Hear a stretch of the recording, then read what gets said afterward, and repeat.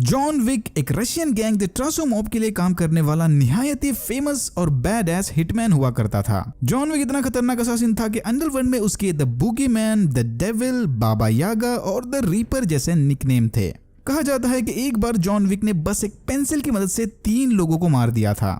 सो हाँ, pretty bad S. But बाद में जॉन ये हिटमैन वाली जिंदगी छोड़कर सारा समय अपनी बीवी हेलन के साथ गुजारने लगा।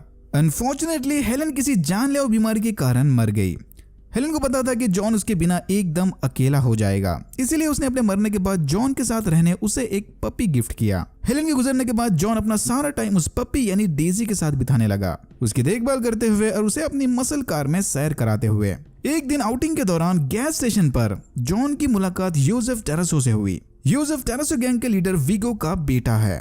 जॉन विक की विंटेज फोर्ड मस्टांग को देखते ही योसेफ उसका दीवाना हो गया और जॉन से उस गाड़ी की कीमत पूछने लगा, बट जॉन ने उसे वो गाड़ी बेचने से इनकार कर दी। बस फिर क्या था, सटक गई जूनियर गैंगस्टर की। उस रात योसेफ ने जॉन के घर में घुसकर उसकी गाड़ी चुरा ली और साथ ही साथ उसके पपी डेजी को भी मार दिया। योसेफ की जिंदगी की सबसे बड़ी और आखिरी गलती। योसेफ गाड़ी का आइडेंटिफिकेशन नंबर चेंज करवाने उसे लेकर एवरेलियो के गैराज गया, बट एवरेलियो ने वो गाड़ी देखते ही पहचान लिया और योसेफ की मदद करने की बजाय उसे धक्के मारकर शॉप से भगा दिया।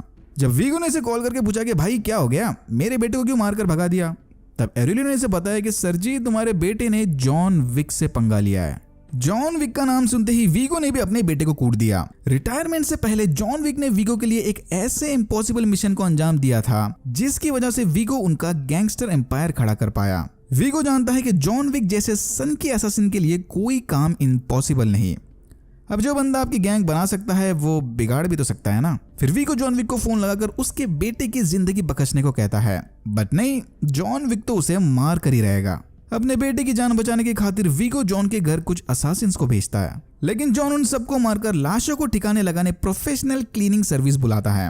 यस, इनकी सीक्रेट दुनिया में ऐसे बहुत सारे ब्लैक मार्केट सर्विसेज अवेलेबल हैं। लाशों को ठिकाने लगाकर मस्त घर को एकदम क्लीन करके सारे सबूत मिटाकर चले जाएंगे ये लोग। 100% 5 स्टार रिव्यूज। जॉन से पीछा छुड़वाने वीगो उसके खिलाफ $2 मिलियन की बाउंटी रखता है। इतना ही नहीं, वीगो जाकर जॉन के बेस्ट फ्रेंड मार्कस को तक उसे मारने की सुपारी देता है।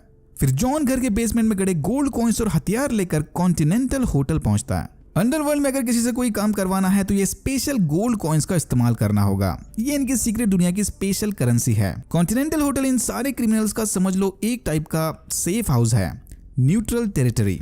अगर यहाँ रहना है तो इस होटल के रूल्स को भी फॉलो करना होगा।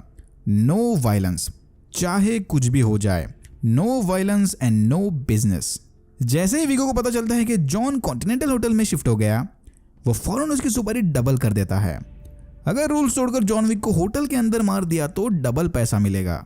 कॉन्टिनेंटल होटल का ओनर विंस्टन जॉन विक को यूसेफ की सीक्रेट लोकेशन बताता है।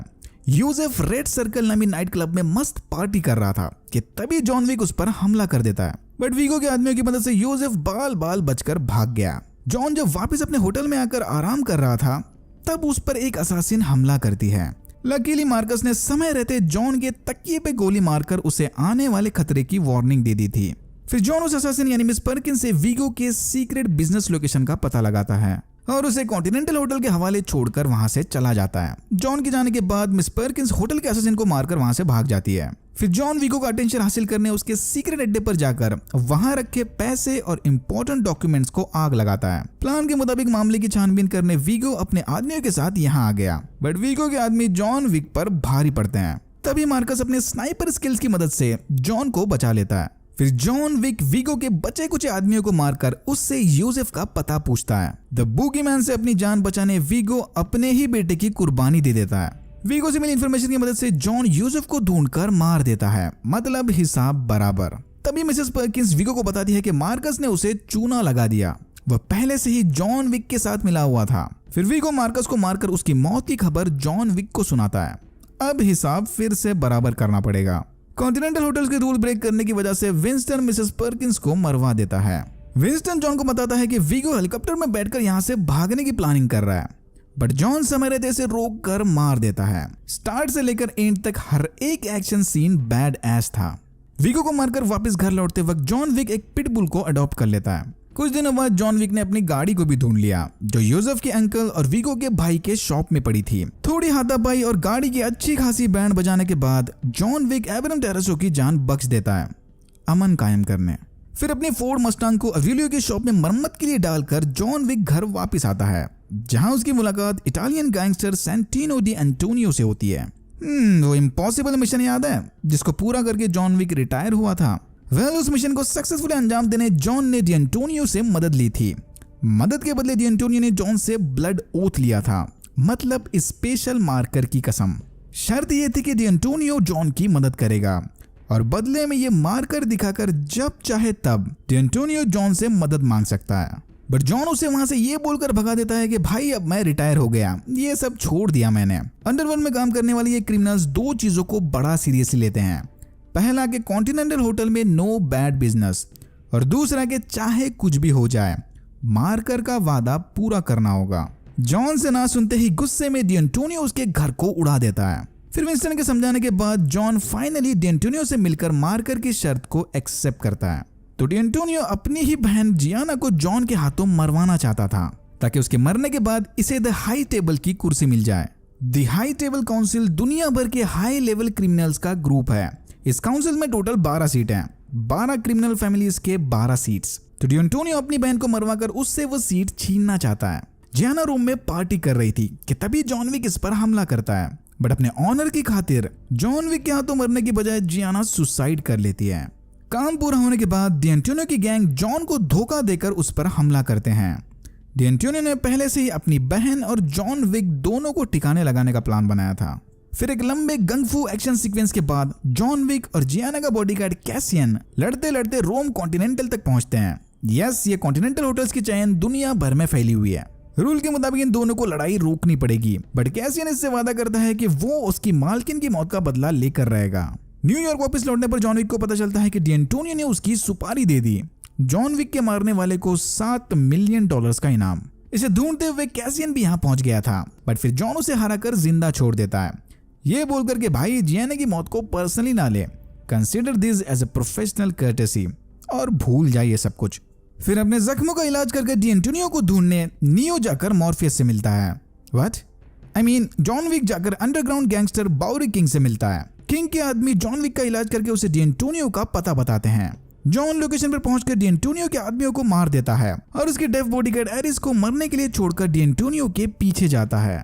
जॉन विक से जान बचाने डी एंटोनियो कॉन्टिनेंटल में जाकर छुप गया था। यहाँ विंस्टन के लाख मना करने के बावजूद भी जॉन विक डी एंटोनियो को कॉन्टिनेंटल के अंदर घुसकर मार देता है। सत्यानाश! जॉन विक ने इनके 2 सबसे बड़े रूल्स में से एक को तोड़ दिया और अब डी एंटोनियो को मारने के बाद हाई टेबल ने जॉन विक की सुपारी को डबल कर दिया। मतलब दुनिया भर के सारे असैसिन्स या कॉन्ट्रैक्ट किलर्स जॉन की जान के पीछे पड़ गए। पुरानी दोस्ती की खातिर विंस्टन जॉन को मारने के बजाय उसे कॉन्टिनेंटल होटल और उनकी सारी सर्विसेज से बैन कर देता है। इतना ही नहीं, जॉन को वहां से भगाने से पहले विंस्टन उसे मारकर भी देता है, प्रूफ कि उसने डी एंटोनियो को दिया अपना ब्लड ओथ पूरा कर लिया। क्या पता, हो सकता है जॉन को आगे इसकी जरूरत पड़े। जाने से पहले जॉन विंस्टन को बताता है कि मेरे पीछे आने वाले सारे असैसिन्स को एक मैसेज जरूर देना कि उन सारों को मैं चुन चुन के मारूंगा। फिर जॉन पब्लिक लाइब्रेरी जाकर वहां छुपाए गोल्ड कॉइन्स, क्रूसिफिक्स और मार्कर को लेता है।